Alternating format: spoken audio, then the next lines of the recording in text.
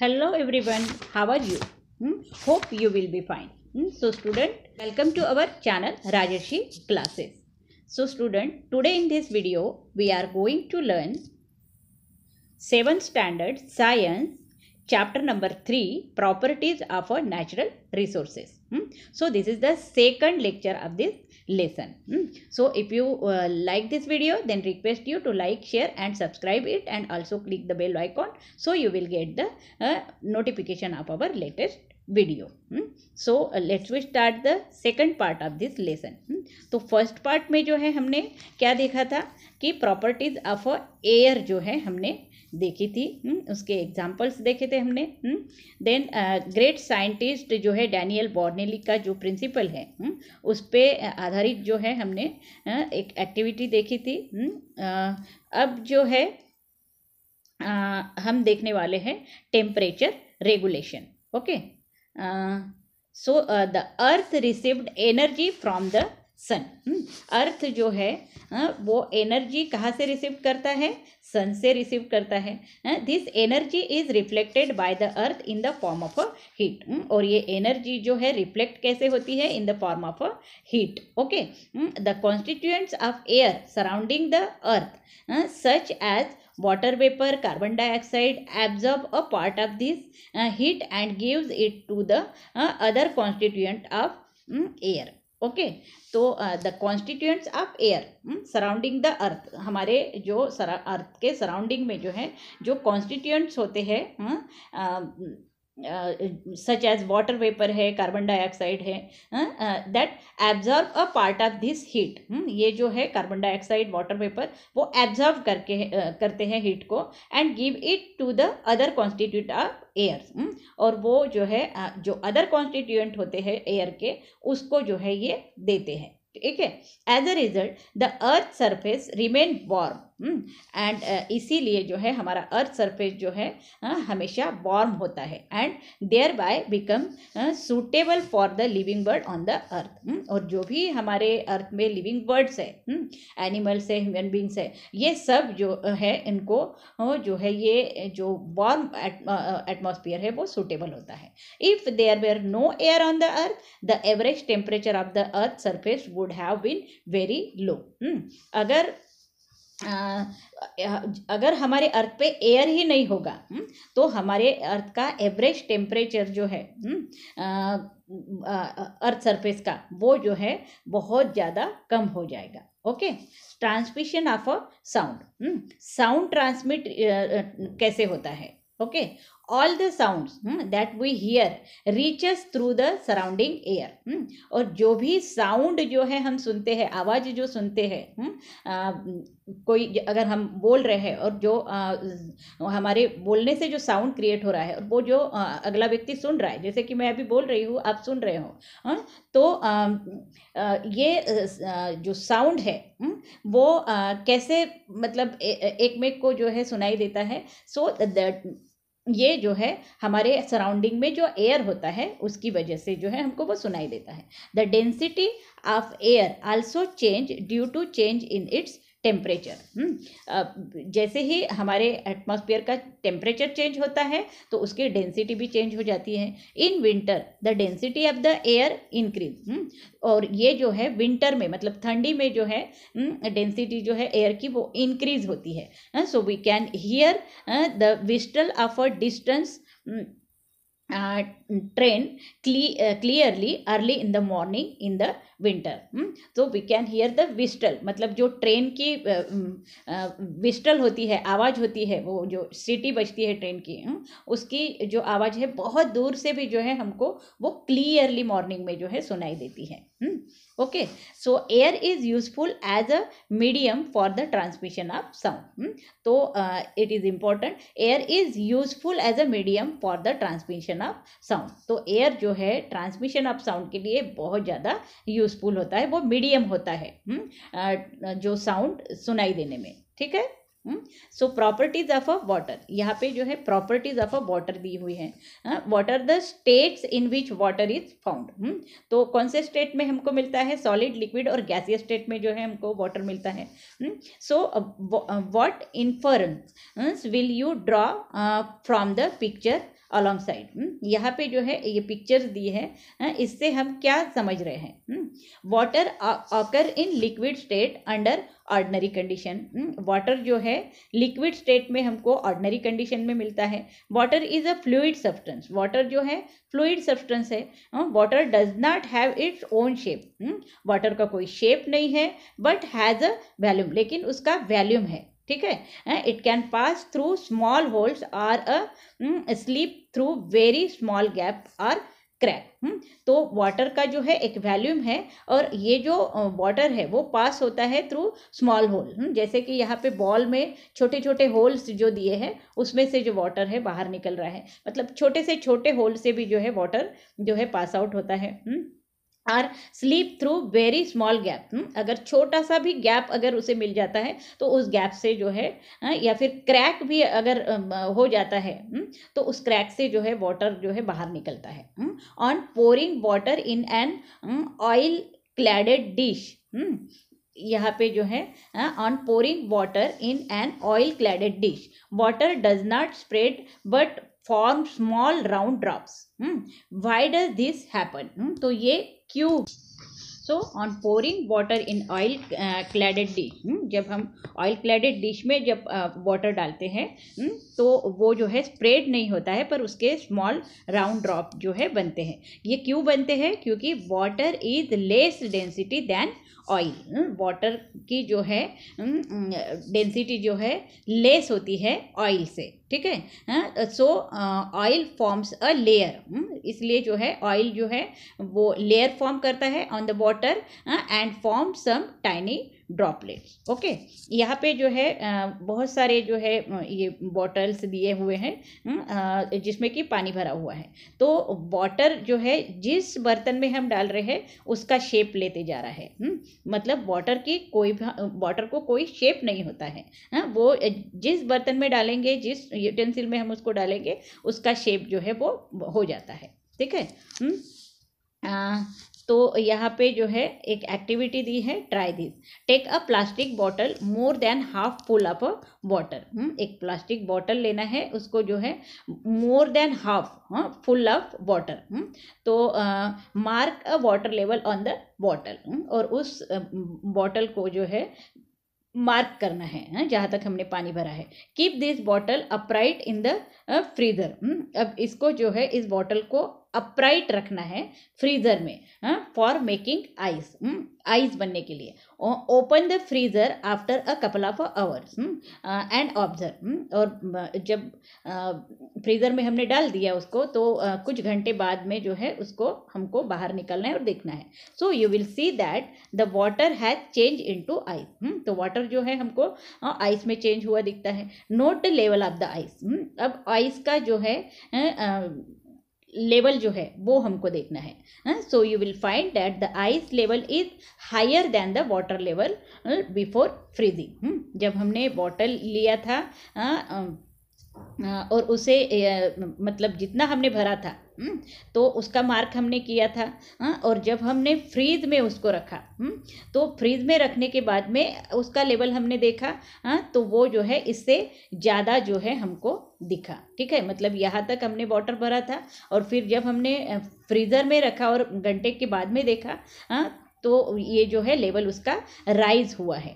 यहाँ से यहाँ पर जो है वो राइज होते हुए दिखेगा। ठीक है, सो note the level of the ice. You will find that the ice level is higher than the water level before freezing. So what you can infer from this? इससे आपको क्या पता चलता है? Okay, as water freezes from ice, it expand. जब वो water freeze होता है और convert होता है ice में, तो it expand, वो जो है expand हो जाता है, and its volume increases, और उसका volume जो है वो increase हो जाता है। On freezing, how much was the increase in the volume of the water? तो वो कितना जो है इंक्रीज हुआ है वॉल्यूम उसका, वो हम मेजर कर सकते हैं। In what proportion did it increase, वो कितने प्रोपोर्शन में जो है इंक्रीज हुआ है वो भी हम जो है बता सकते हैं। ठीक है, take a bucket of a water.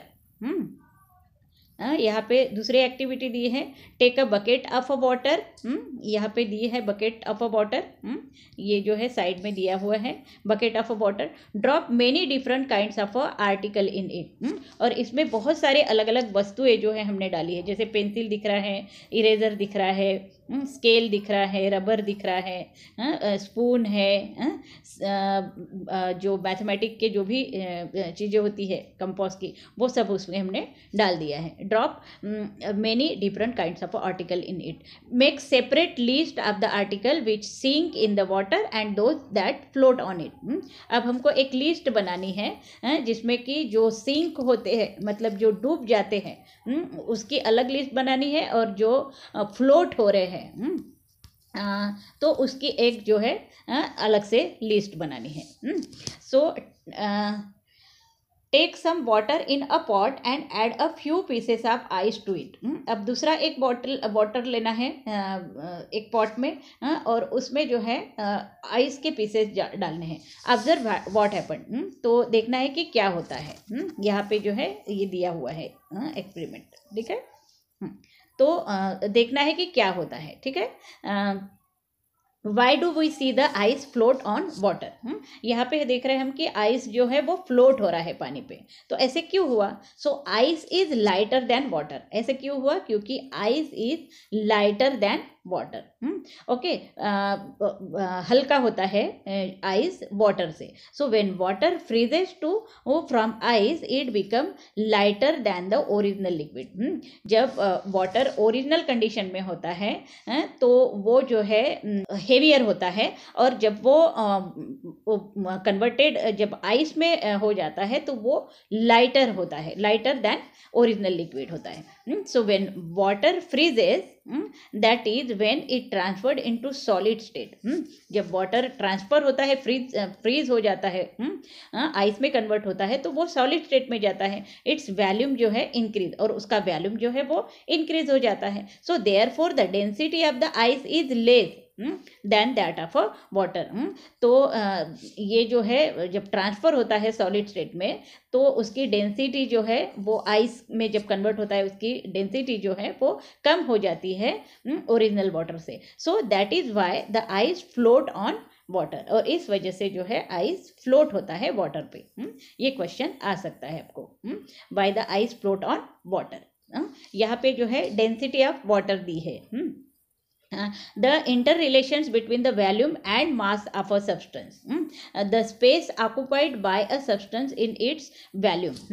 तो जितना भी ये जो दिख रहा है स्पेस ऑक्युपाई किया है वाटर ने, वाटर ने इतना स्पेस जो है इस ग्लास का ऑक्युपाई किया है, तो वही जो है उसका वॉल्यूम है, ये जो है इसका वॉल्यूम है। The store of a matter in a substance in its mass, और जो मैटर हमने इसमें स्टोर किया है सब्सटेंस का, तो वो जो है उसका मास है। सो इसका फार्मूला क्या है? Density is equal to mass divided by volume. Okay, तो डेंसिटी अगर निकालनी है हमको वाटर की, तो इस तरह से हम निकाल सकते हैं। मास इज मेजर्ड इन ग्राम, तो मास जो है जो भी हम उसमें डाल रहे हैं वो पर्टिकुलर ग्लास में, तो उसको जो है हम मेजर कर सकते हो, कैसे? ग्राम में मेजर कर सकते हैं। And volume in cubic centimetre, और वॉल्यूम जो है उसका वो किस में मेजर किया जाता है? क्यूबिक सेंटीमीटर में।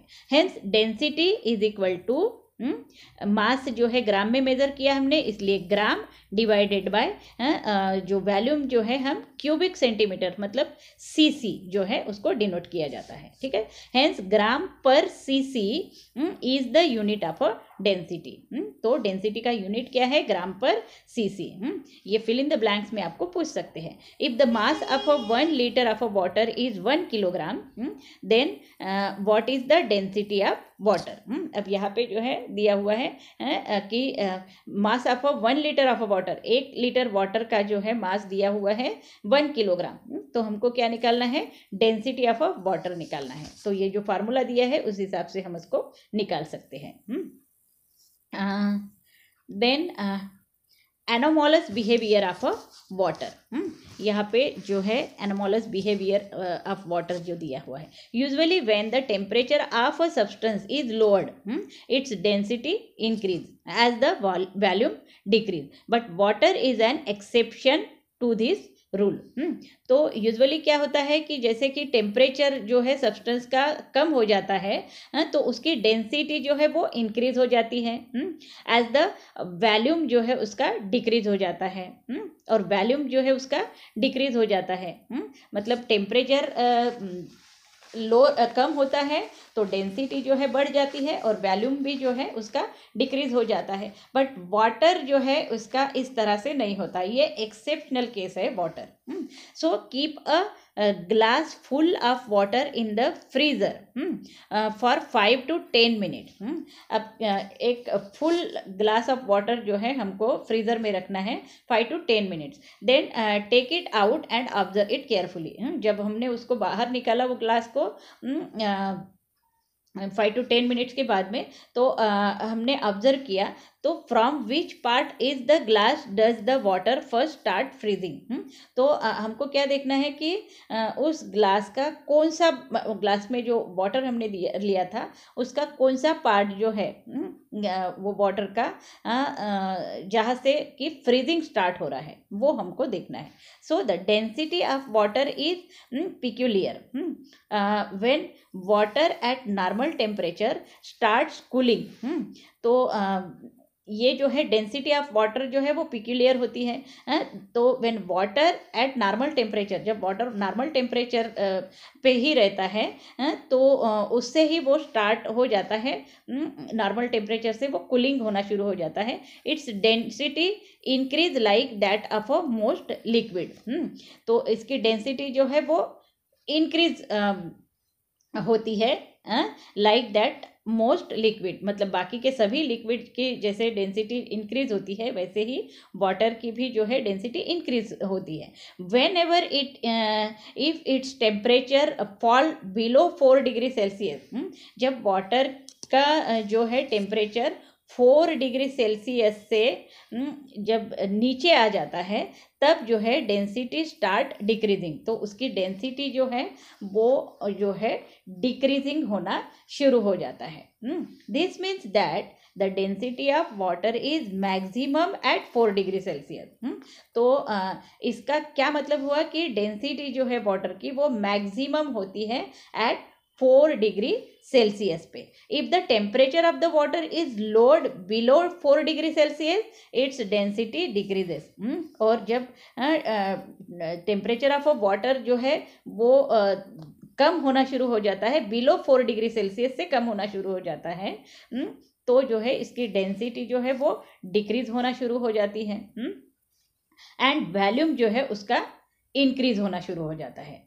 तो यूजुअली जो है टेम्परेचर जब कम होता है तो डेंसिटी इंक्रीज होती है, वॉल्यूम डिक्रीज होने लगता है, लेकिन वाटर में जो है टेम्परेचर जब लोअर होता है बिलो 4 डिग्री सेल्सियस से तो इसकी डेंसिटी जो है वो डिक्रीज होना शुरू हो जाता है और वॉल्यूम जो है वो इंक्रीज होना शुरू हो जाता है। It means that water expand. इसका क्या मतलब हुआ कि वाटर जो है वो एक्सपांड होना शुरू हो जाता है when the temperature falls below 4 degree Celsius. 4 degree Celsius से टेम्परेचर जब कम होने लगता है तो जो वाटर है वो एक्सपांड होना शुरू हो जाता है। So this is called the anomalous behaviour of water. और इसे ही जो है क्या कहा जाता है, anomalous behaviour of water. Okay, समझ में आ गया होगा। सो यहाँ पे यूज योर ब्रेन पावर दिया हुआ है। In cold countries how do aquatic animal remains alive even after the reverse और लेक्स फ्रीज इन विंटर। तो ये जो कोल्ड कंट्रीज जो होते हैं वो वहाँ के जो एक्वेटिक एनिमल्स है वो रिमेन्स अलाइव होते हैं, जिंदा रहते हैं इवन आफ्टर द रिवर्स और लेक फ्रीज इन विंटर। मतलब वहाँ के जो रिवर्स है, लेक्स है वो फ्रीज हो जाते हैं विंटर में, तब भी जो है ये एक्वेटिक एनिमल जिंदा होते हैं। तो ये कैसे होता है वो आपको बताना है। सो इन कोल्ड कंट्रीज जब ये लेक्स और रिवर जो है फ्रीज हो जाती है विंटर में, at that time the underneath the frozen upper layer जो है उसका फ्रोजन हो जाता है, the water remains in its liquid form and does not freeze. जो वाटर जो है उसमें का जो है वो रिमेन रहता है, वो फ्रीज नहीं होता है। Also oxygen is trapped beneath the layer of ice, और ऑक्सीजन जो है जो बीनीथ द लेयर जो है आइस के, वो जो है ट्रैप कर लिया जाता है।